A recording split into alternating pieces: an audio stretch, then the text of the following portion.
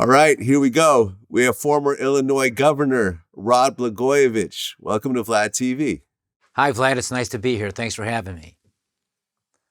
Well, you have a very, very interesting story, but this is our first time here, so I want to start in the very beginning. So you were born and raised in Chicago. Yes, I was born and raised in the city of Chicago, a working class neighborhood, ethnically diverse, a lot of Italian Americans, Polish Americans, Irish Americans. Irish boy falls in love with an Italian girl, very typical American story. Latino families began moving in when I was growing up.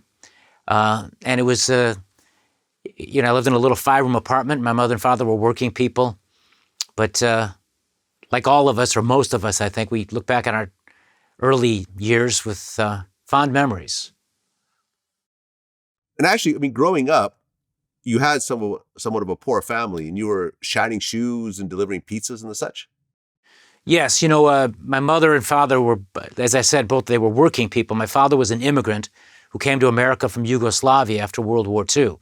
He spent 4 years in a Nazi prisoner of war camp, and then after that, he was in a refugee camp for 3 years because he was waiting for the United States Congress that one day his youngest son, me, would become a member of, to pass a law that allowed my father and millions of others like him with these long and hard-to-pronounce last names a chance to come to America. It was called the Displaced Persons Act. So your ancestors from Ukraine, Polish Americans, Serbians, Croatians, Bosnians, all kinds of people from Eastern Europe were finally allowed to come to the United States. My father came here, didn't have a penny in his pocket, didn't speak a word of English. He met my mother. She was American-born. I think I was very lucky that way because had my mother come from the old country like my dad, I think my first name would be as hard to pronounce as my last name, and I would have never been elected governor of Illinois. But they were both hardworking people. My dad worked in a steel factory for most of his life. He did other jobs too. And my mother worked for the Chicago Transit Authority, taking fares and passing out transfers at the subway stations. And she had other jobs, but that was the principal job she had for most of the years I was growing up. But they never owned a home. They were like a lot of parents. They worked real hard, sacrificed, scrimped, and saved so that one day they can send their kids to college. And my older brother and I were the beneficiaries of that, and I had a chance to get a college education and go on to have opportunities my father and mother could never dream of having. It's the American story, really. Right, because you went to University of Tampa first, right? Well, yes. I went to public school in Chicago. I wasn't exactly setting the world on fire there. I got a D in algebra, which was a classic case of grade inflation. I deserved an F. I have no clue about anything with regard to algebra, but the teacher took pity on me and she passed me.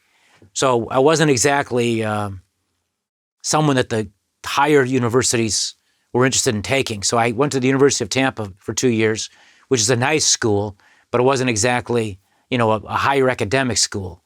And I was able to go there and work hard to get good grades, and then I transferred to Northwestern University here in Illinois, Evanston, Illinois, just north of Chicago, which is a highly acclaimed school. And I was able to get a degree in history from Northwestern and then went on to law school after that. Right. You went to Pepperdine for law school. Yes, I did. And there's an example of another school that is doing very well now and has a very good reputation now. But when I went there, they pretty much took anybody who applied because I was applying to a lot of other schools. And, I'd send my application to Harvard, for example, on a Monday. I got my letter of rejection back on a Tuesday. And that was pretty much the case with most of the schools. Even though I was a good student in college, I didn't do so good on those standardized tests. And as a result of that, I was not really, in a good position to get into a higher level law school. But Pepperdine, took me. And I was able to get through law school. I wasn't exactly a great student there either, but I got through, and I eventually passed the bar exam the second time around. Okay, so you get your law degree, and you get married, and your wife actually has a lot of political connections at the time.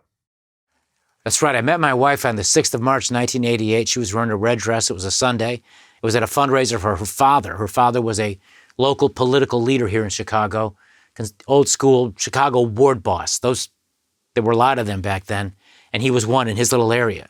And I met my wife, Patti, and we started dating a few weeks after that, and it didn't take long for me to see that she was the quality person that she is. And it didn't take long for me to fall in love, and She said yes eventually, and 2 years later we were married, and we've been together. We joined hands together, we exchanged vows, we walked through life together. We had a lot of good times, and we had some very difficult times, and she's been through it thick and thin. And when she took the vows to get married, she meant it. When the priest said, in good times and bad, she's been there in the good times and the bad. And I'm very fortunate and blessed and so lucky that I met Patti and fell in love with her, and I've walked through life with her. Well, I mean, your first foray into politics was as an assistant prosecutor. Well, yes, I had a job as an assistant state's attorney, prosecutor in Cook County. There were about 790 of us, because Cook County is a big county, Chicago is a huge city. And the state's attorney elected by the people of Cook County at that time was Richard M. Daley. He would go on to become the mayor of Chicago and break his father's record for being the longest-serving mayor in Chicago history. His father was Richard J. Daley, a legendary political figure. And the Daley family in Chicago has always been royalty, political royalty. So he was the state's attorney. I was one of the 790 or so that worked under him. I never met him when he was my boss. It was only until I got into politics that I met him. And then later on, when I became the governor, Mayor Daley acted like I still worked for him.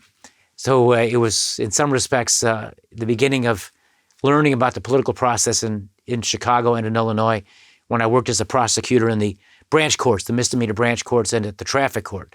I didn't make it to the felony trial courts because I went off into private sector after 2 years, but it was a good place to start, learned a lot, met a lot of good people.